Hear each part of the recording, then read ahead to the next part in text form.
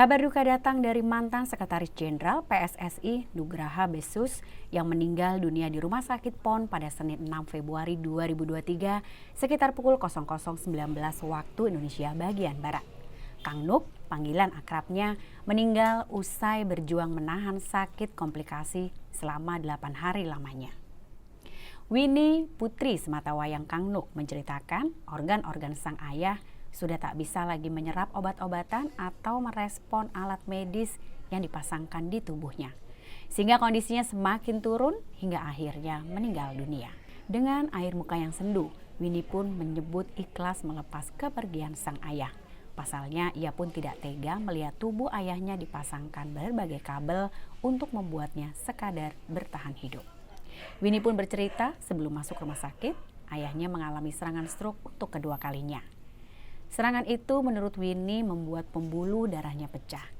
Selain itu, di kepalanya terdapat cairan yang membuatnya mengalami hidrosefalus. Sehingga karena kondisi tersebut, mau tidak mau keluarga menyetujui untuk dilakukan proses operasi pada kepalanya. Winnie mengungkapkan sebetulnya operasi hidrosefalus tersebut berjalan lancar. Terbukti dengan cairan di kepalanya yang berangsur berkurang. Namun karena faktor usia dan Parkinson yang diderita oleh ayahnya hingga membuat beberapa organ tubuh lain terkena komplikasi. Winnie pun mengatakan sang ayah wafat pada usia 81 tahun. Almarhum akan dimakamkan di tempat pemakaman umum Menteng Pulo, Jakarta Selatan dengan cara ditumpuk di atas makam sang ayah.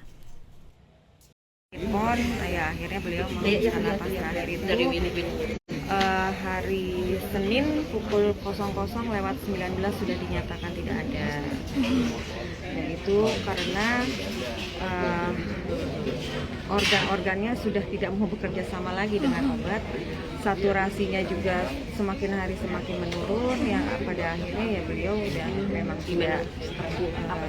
sudah tidak sadar gitu. Dan sudah ditopang sama mesin yang ngasih oksigen, tapi badannya sudah tidak menyanggupi.